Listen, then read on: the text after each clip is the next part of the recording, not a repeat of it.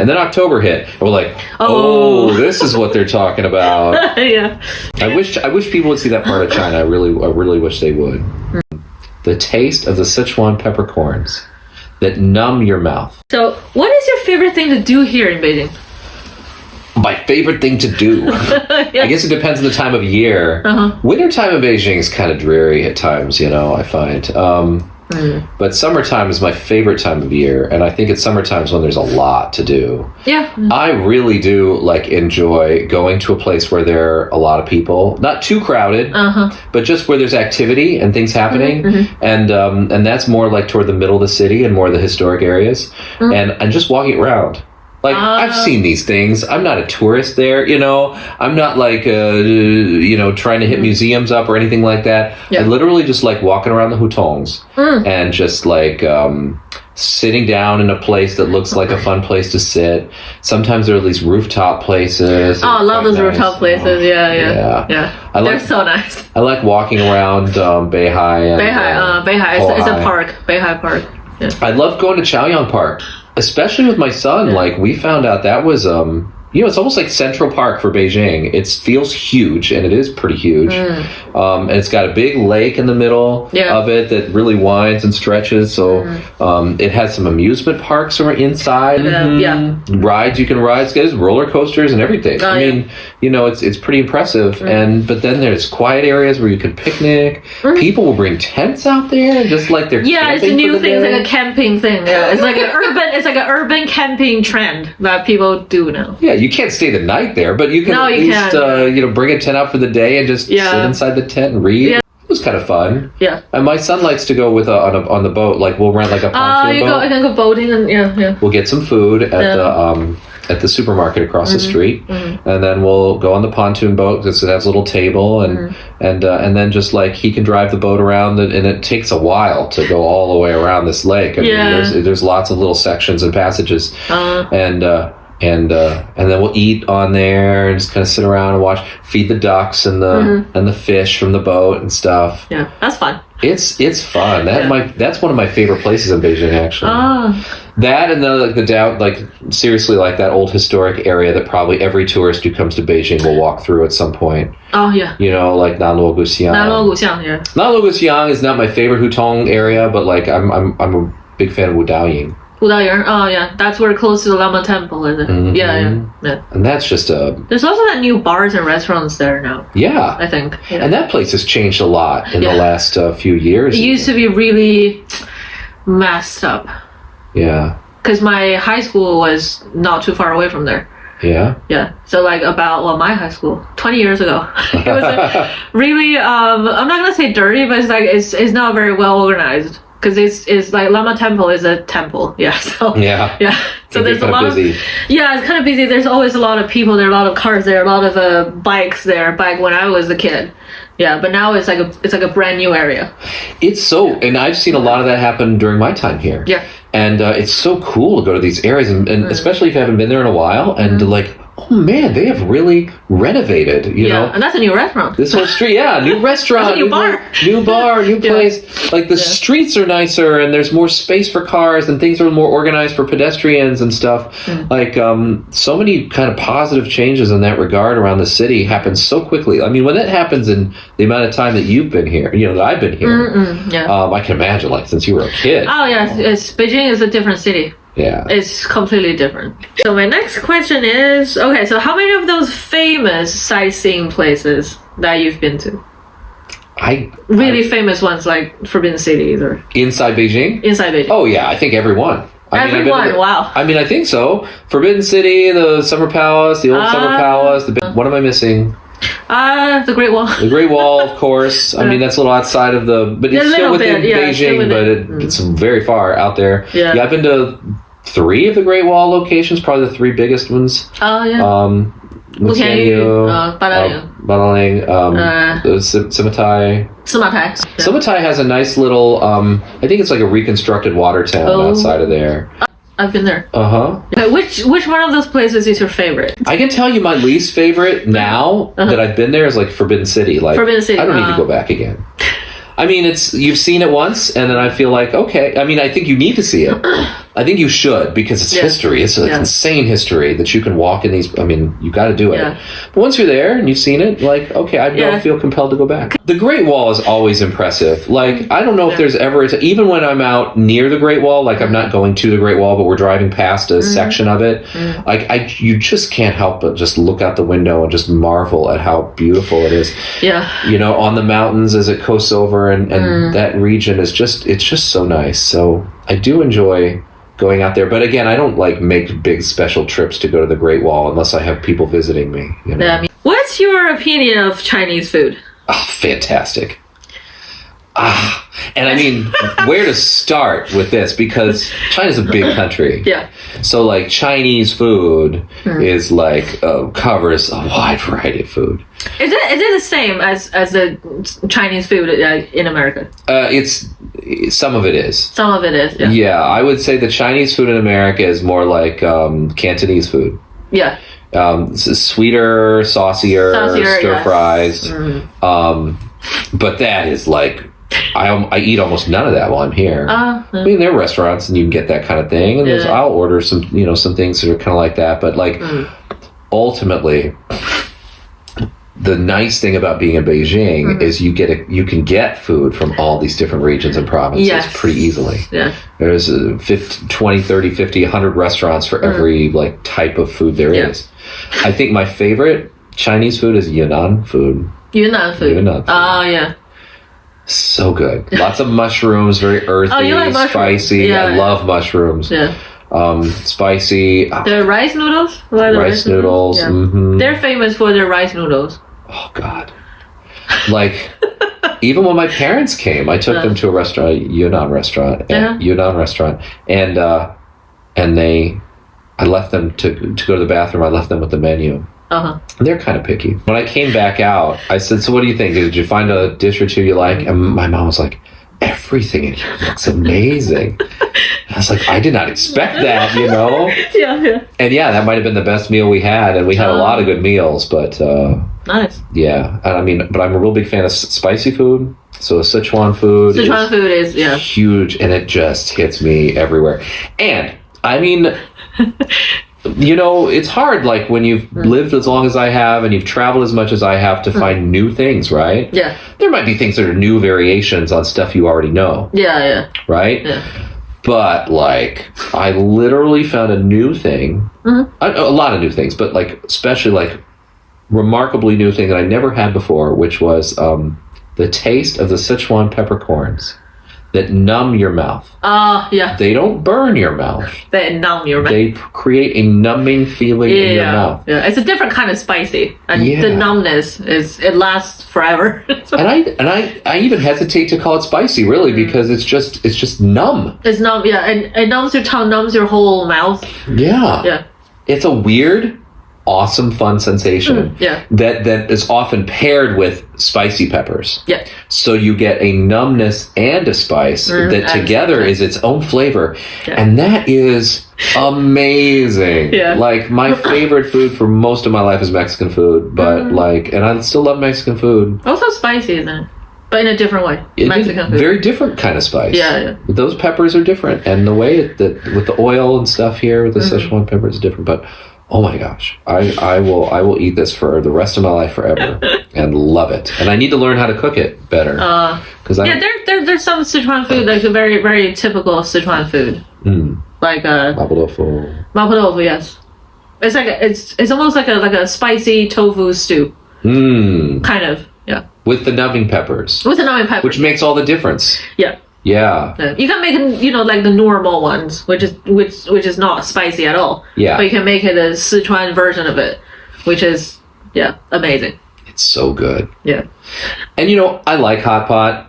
And hot pot is wildly popular here. Oh, it is. But I'm not going to tell somebody, because it's really just boiling vegetables and things in a soup. Boiling soup. Yeah. I mean, it's not like I mean, everybody can do that. You know, every cuisine, I mean, everybody's got some version of that. Yeah. You know, whether you just put it all in and it's served to you, or in hot pot where you're dipping it in yourself, it's all kind of the same. Yeah. It tastes good. And here, you know, you get different kinds of vegetables and different flavors of soups that you might not be getting back home. So that's kind of nice. Yeah. But as wildly popular as that is, and as much as I do enjoy it, you know, that's Have you tried the Sichuan?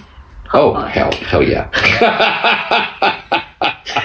In my old apartment, there was a Sichuan hot pot place just down. Chongqing style hot pot. And so good. And I would be like, give me the max, you know. Yeah. Oh, like even I cannot handle it. And they were like, are you sure? But they got to know me there and they knew I liked it. I mean, I would always pair it with another one so that I could take a break, you know. Because you can divide it in the middle. So you get like a tomato or a mushroom-based soup on one side. Yeah, and the other side is like super spicy. And the other side had so many peppers in it. Yeah. The spiciest version that like you can't even find your food. It's literally like they just fill it up with peppers and then put some liquid in. Yeah. So I might be a little unique in this way, but it's one of my favorite things. Yeah. You just like spicy food. I do love spicy food, and my itch has been scratched here. I don't only love spicy food, but gosh, it's so good. I am a huge fan, like borderline obsessed with chou tofu.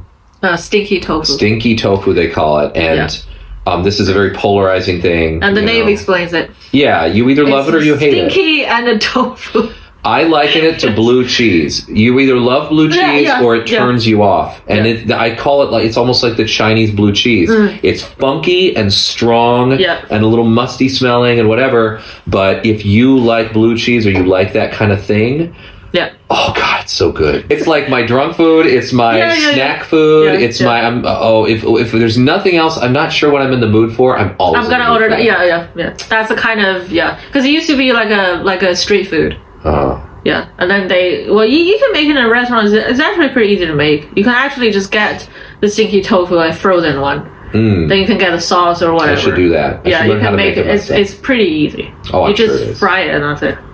Fry and put the sauce on. Fry and put the sauce on, and then boom. But there's so many restaurants do it slightly differently, right? They have a thinner sauce, they have a thicker sauce, and all that. And I have my preferences, and sometimes it's hard for me to find it the way I like it. Okay, right now let's stop talking about food. Okay, I'm getting hungry, right? It's lunchtime, jeez. What's the difference between the China you see and the China people talk about online? Oh God, a big question.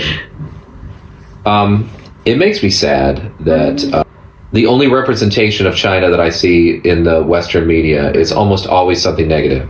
Like you rarely see like, hey, this Chinese scientist did this thing. Or, hey, this, like, thing happened in China that's really positive and really nice. I've noticed that as well. You know, like, these things happen all the time, just, like, everywhere, you know? And even in the U.S., we have a mix of news, right? Most of the news in the U.S. for the U.S. is also, like, so-and-so was murdered. There was a shooting in Chicago. There was this. Of course, if it bleeds, it leads. That is what everybody wants to hear about. But also, we mix that in with some positive and upbeat stories, and we talk about good things that are happening. I feel like most of the news on China is like you cut out that other side, and it's just all we get is negative stuff. And it's just a tendency that I would like to see changed, because then you start to just dehumanize. Like, you know, you forget like everybody here lives a kind of a life like you do. Like they've got kids and jobs and they're working. They have a life and they like to have fun in many of the same ways you like to have fun. And also they're doing fun things, and fun, silly things happen here all the time that, you know, when you're in the Chinese media, you can laugh at. You look at, you know, videos and clips on social media of like ridiculous things happening. And then like that's a lighthearted, just like your life is back home. And I wish I could see China represented a little bit more that way, just to be a little more balanced, you know. When I first came here, I was told for decades, right, you know, there's going to be horrible pollution in Beijing especially, and Chinese people are not very couth, and they don't know how to line up properly, and they push and they shove and things. It's so weird that people are still talking about that, because so much of that doesn't exist anymore. But like it feels like our education about China has been stuck in like the 80s, you know, and 90s, 70s even, you know. Like sure, when I first came here in 2016, we almost didn't stay. for a year because like we were just like if we go through another winter as nasty as this winter was with the pollution, it was horrible. And I don't mean all day long. I mean, when we first got here, it was blue skies and it was gorgeous, and we thought, like today, and we thought, well, everything we've heard about China is wrong. And then October hit, and we're like, this is what they're talking about. But then like we just came at the perfect time because 2017 magically like everything's turned around, kind of cleared out a little bit. It started to clear out, and now like it's pretty great. I don't even break out it used to be a thing. It used to, I mean, gosh, we used to walk around with masks all the time. We were buying newer, fancier masks. We were buying masks with interchangeable like filters. Pretty masks. Trying to find the cheapest ones, but the most effective ones, and talking about pH levels. And then, we in our house we had a couple filters, to filter the air. Oh yeah, I remember that. Yeah. And it's like, it seems like a distant memory to me now because we haven't been doing that in such a long time. It's like a different life. It is. It feels like a different life. Yeah. Before you have the warnings on your phone, right? With whenever the air quality is like so bad. So like they ask you to wear a mask if you go out. Remember those times? Yeah. Oh yeah, you would check it every day. Yeah, you would check. Yeah. I remember doing that. Sometimes school would be canceled. Oh yeah. School got canceled because of the bad pollution. Because it's dangerous to even go outside without a mask. Or we'd have days where school was in session, but the kids were not allowed to play outside. Oh yes, I remember that. I remember that. And I remember it, and I don't even think about it anymore. So there's that. And then, a lot of it has to do with this perception of the communist government, right? Yeah. Which is pretty much communist in name only because, this society, like I said, couldn't feel more capitalist to me. Yeah, it is, yeah. I mean, there are certain freedoms, there are restrictions on that we, we have a freer market, obviously, in the States. But that being said, like, innovation happens, people... I started my own company. No, I didn't need a Chinese partner. No, the government is not involved in my company. It is literally me, and I make my independent entrepreneur doing what I want to do, fully registered and licensed, and got a business bank account, paying my taxes, and the whole 9 yards, right? Yeah. And it was super easy to do.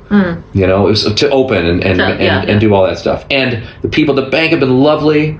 And helpful and proactive. They're nice, aren't they? They're not like all this like kind of bureaucratic nonsense.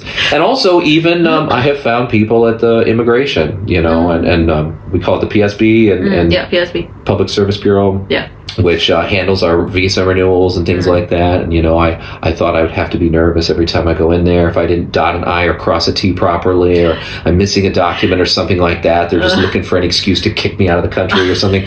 Like, it's quite the opposite. They're really nice there, too. And they work with people quite to the degree, but sometimes I've noticed them helping people out that I thought, I'm surprised, this person is pushing it, and they'll still work with them for a while, it's kind of amazing. So, there's just, there's probably a more brutal side to that I'm unaware of, but in general, like, I do not feel this degree of oppression and surveillance. I mean, I know about the surveillance. There's definitely a lot of surveillance, but it also has that other benefit of keeping us safe. I don't really feel safe walking around. I think in the middle of the night. That's got to be it, right? Yeah, I think part of the reason that I feel pretty safe is like whatever happens on the street, there's a camera. Yeah. Like, whatever happens to me, there's somebody's watching it. Or you can at least find a history there. So. I have very mixed... I think everybody does. We all have very mixed feelings about this ideologically, about our privacy and things like that. Yeah. But at least one of the nice benefits of it is I do feel like that probably is one of the reasons why we walk around so safely is because nobody dares to do something when they know, like, it's caught on camera. And one of the things that with the face recognition technique, like if there is a criminal walking on the street, the camera will recognize him. I've heard that, yeah. And they would notice the police. That is true. And then traveling. They would notice the police, and the police would just come and get you. It's crazy. So, Yeah, just don't do crime in China. It's not Don't do worth crime it. in China. You get caught immediately. Absolutely. Yeah. Yeah, if you're a good boy and girl and you come here and you just want to do your thing and whatever, you're going to have a good time. Yeah. And all of my encounters with the police, which are very few and they've never been, big deals, like they've all been lovely. Right? Yeah. Occasionally they come by and check on me and they, they want updates about the business. So they want to make sure I'm still living here because it's also registered as my office. And they have like forms they've got to fill out, little censuses they have to do. And they want to see my passport and check my things. It's just it's normal stuff. Yeah, just a routine for them. They do that every day. So. And it's just, they're just pleasant and nice and understanding. And even though there's a language barrier a lot of times, But you know enough words to deal with it. Generally speaking. Yeah. But then I want to make sure. Yes. I want to make sure I understand everything. So unless if I have any moment where I think maybe I'm not interpreting this right, I just break out the app. The app and we take care of it. Yeah, we have apps. Yes. Yeah. Okay. I wish people would see that part of China. I really wish they would. How do you think your Chinese is? Okay. Okay-ish. Yeah. Yeah. It's not your fault. It's totally my fault. You have given every bit of Chinese I know, is due to, well, first and foremost, the foundation you laid with me. That was very important. Yeah. The foundation you laid with me in making sure that I knew pinyin, making sure I knew the basic grammar, making sure that I understood how and when it's used and when it's not used. Yeah. That's also very important. It is. Yeah. I gave that example earlier about just giving a simple answer. People expect something a little different than what you would get from a textbook, and it makes all the difference in my daily life. And you're the person who's taught me those things and eased my way. Would I have learned those eventually? Well, yeah, I'm living here probably with a lot of heartache and trial and finally having to ask somebody. But you're on the ball. My level, and you know what I need, and you know my life, and so it's been really, really helpful. And I, obviously we're good friends, so you do. But I felt from the beginning, you were like this. Even when you barely knew us, That's what I do. That's what I do. But I mean, not everybody who claims to be a teacher is truly a teacher. You know what I mean? Yeah, that's true though. That's my point. Like, not everybody is, and you were very attuned to easing us into this. And even today, when we have a lesson, you use the language that just slightly above my comfort level to push me and continue to push me into that. But you never make me feel overwhelmed and embarrassed about it. All of that comes from me. Thank you. All of my embarrassment and shame comes from me. which is bound to happen. Like if you live in a new country, like with like living with a new language. Sure. So there's got to be times that those kind of thing happens where you feel awkward. It is, and I feel a certain degree of pride when I look back and see how far I've come, and how naturally my limited skills come to me now. That I can just like listen and pick up on almost everything they're saying, and I can formulate a response without thinking so hard anymore. More naturally, and have casual conversation with my coworkers. Nice. That's all learning language is all about. You use it. You can talk to people. That's the final purpose of the. That's the whole reason we do it. The whole reason why you want to do it. Yeah. Because you can live better life here. It's nothing like this is the first time I've ever really felt marginally fluent in anything, in any language. I studied Spanish since I was in 5th grade all the way through college, and I had what would quote unquote intermediate proficiency. I never traveled abroad, was in an environment where I had to use it so rigorously. That hurt me. But also just stopping using it, I lost it completely. I really did. Like I can't even remember most of my Spanish vocabulary, and I've tried. I have Mexican friends, and I have struggled and failed. It's not like riding a bike, where I could just after a little bit of time pick up. I lost language is hard. Yeah. Have you got any advice you want to give people who are considering living in China or coming here for a holiday? Two different things. Okay, I'll coming here for a holiday. Coming here for a holiday, yeah. Let's go with that. Yeah, let's go with that first. If you're coming here for a holiday, you should do it. That said, I would suggest that you look. Don't bother trying to learn the language. Learn the ni hao, the 谢谢. Learn the ni hao, 谢谢. Probably sorry. 对不起, or 不好意思, something like that. That'd be enough. That's enough. Learn those 5 things and you're done. Okay, because you're never going to have a hope of learning much more than that. No. But that's okay. The second thing you want to do is download a bunch of apps, and Elena can tell you what you need to do. Probably put links or whatever. Download those apps. That's going to make your life a lot easier, like WeChat, for example. Try to get on the WeChat Pay system so that you can get around and pay. Gosh, when I first came here, even in 2016, we were still using cash, fairly regularly. It wasn't. I mean, the payment was around, but it wasn't so ubiquitous as it is now, to the point where if you give somebody some cash, sometimes they don't know what to do with it, even though they're supposed to. So they'll take your 100 kwai bill, but they might not have change for you, because we don't use cash really. So that is one of the, honestly, practically speaking, that's one of the biggest hurdles for coming here. But the language barriers, if you have them, can be overcome with these apps where you literally speak into them. It spits the Chinese out. They can speak into it. It speaks the English or whatever your language is back. So you don't need to worry about that. So you can travel anywhere you want. But I would also highly suggest that you either go with like a tour, like an experienced tour guide or somebody who knows. Or if you know somebody who already lives here or has had experience in China before, you'll probably have a better experience if you have their know-how kind of with you, because it does still feel very foreign, if you've never been here before.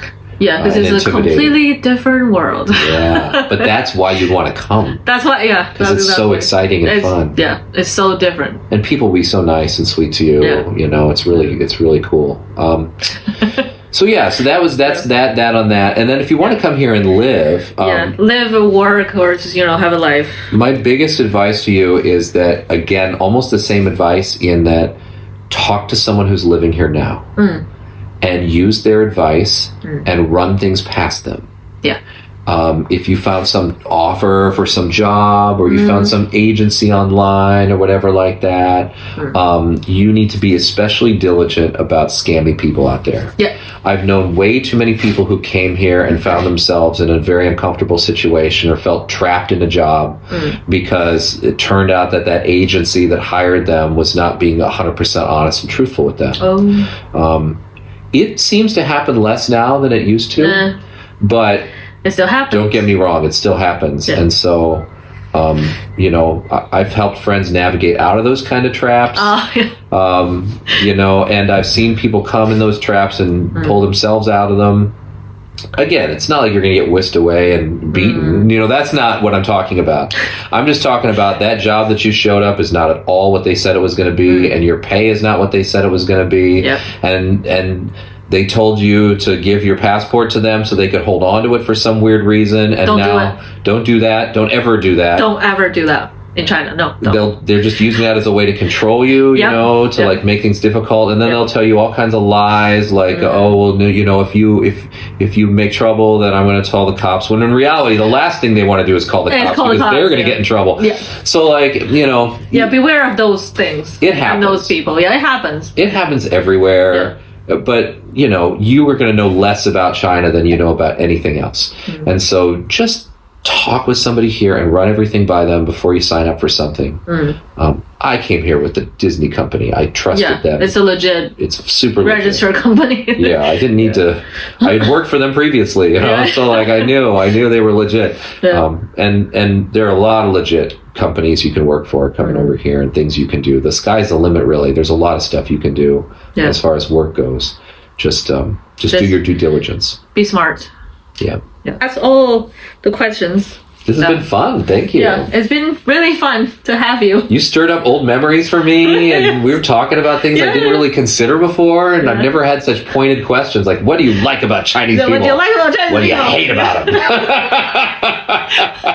them? Because you've been here for almost a decade. Like I said, so we've been knowing each other for 10 years almost. Gosh. It's crazy. But I've never asked you any of those. No, things. You haven't. So Now you know. Good. Yeah. Good interview. Yeah. Thank Success. you. Yeah. Cheers. Okay. Thank you so much. You're welcome. And I'll say goodbye to our audience. Bye-bye. Thank you guys. Bye-bye. Take our class. Learn Chinese from this woman.